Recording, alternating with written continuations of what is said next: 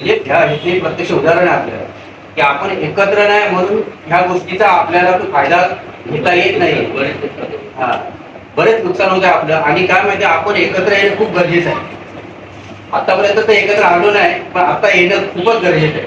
कारण काय माहिती, जसजशी ही डेव्हलपमेंट होत जाते त्याप्रमाणे दुसरा माणूस त्याचा फायदा घेण्यापेक्षा आपण आपलं भवितव्य घडवायला पाहिजे.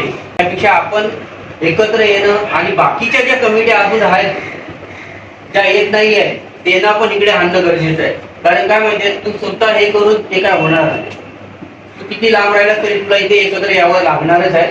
आणि किती पण हे केलं तरी आपल्याला एकत्र येणं खूप अतिशय गरजेचं आहे. अतिशय, हे माझं वैयक्तिक मत आहे. आणि आपल्याला समजा आपलं हे तुटलं किंवा काय झालं तर त्याबद्दल आपल्याला बाहेरची जागा देण्यापेक्षा एखादा कॅम्प वगैरे बांधून दिला तर आपण तिथल्या तिथे येऊ. नाहीतर काय, आता मी बरेच ठिकाणी बघितले की झोपडपट्टी तोडते 15-15, 16-16 वर्ष त्यांची काय डेव्हलपमेंट झालेलीच नाही, बघितलंच नाही. माणसं होती ती मरून पण गेली, त्याची जागा कुठची काय, त्याच्या जागेवर दुसरा माणूस येतो हे करतोय. ते असं न होता आपल्याला 4-5 वर्षाचा 5 वर्षाचा एक अवधी बरोबर आहे. 5 वर्षाच्या याच्यामध्ये आपलं झालेलं पाहिजे. कारण काय माहितीये, मी आहे, माझा मुलगा आहे, मला नाही पण माझ्या मुलाला तर मिळून दे.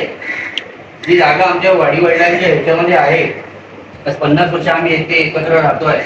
आम्ही गेल्याच्या नंतर आमच्या ती त्याचा मोबदला आमच्या मुलाबाळांना तरी मिळून दे. बस एवढंच गोष्टी बघितली.